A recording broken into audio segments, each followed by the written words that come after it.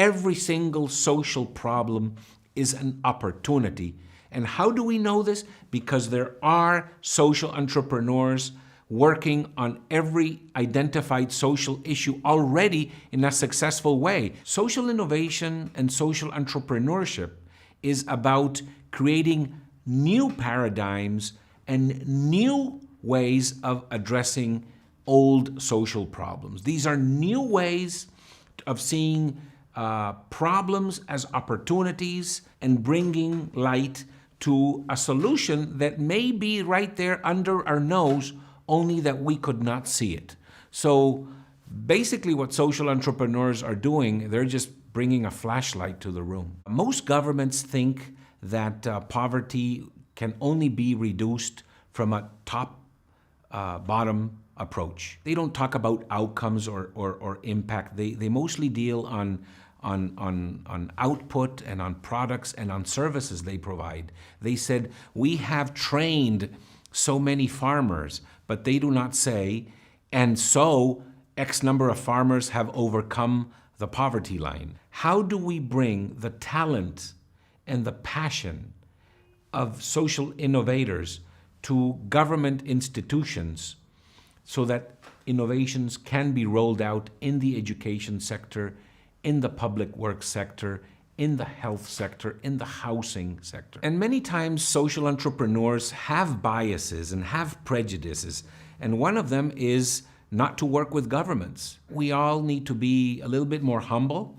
learn to work with government, learn to work with multinational corporations, learn to work with a local business community, learn to work with other NGOs who may have a different perspective. Social entrepreneurs and change agents who are involved in social innovation have many things to learn from government. And one is scale. I mean, if we are going to deal with drinking water, we have to think at a national level, and we have to think for the next 10, 20, 30, 40 years. In every single municipal district or national level, there are genuine actors, government employees, elected officials who really want to affect change. This is an opportunity to create an alliance between people who have access to big budgets but are constrained by the bureaucracy in which they work, and people who have the talent and the ideas and who are free to innovate. How do we bring them together? And of course, where does business come in?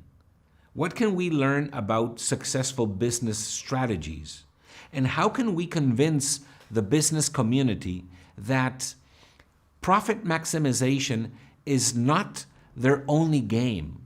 You cannot have a successful clothing company or a successful manufacturing company surrounded by slums.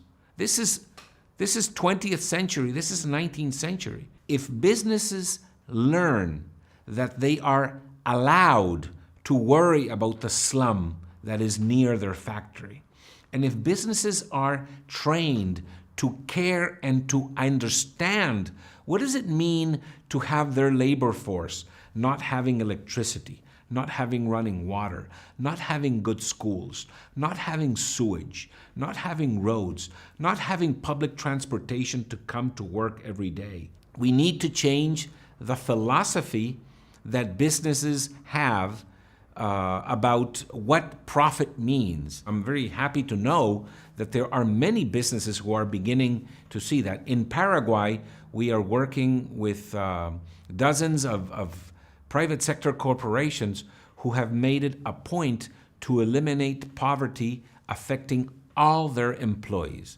And with that, they are, of course, drawn into the rural villages and the urban slums, and they are finding that they have something that nobody else has. Businesses have the power of leverage. So how can we bring the power of leverage that the business community has to affect social change? That is what we need to do in the next few years.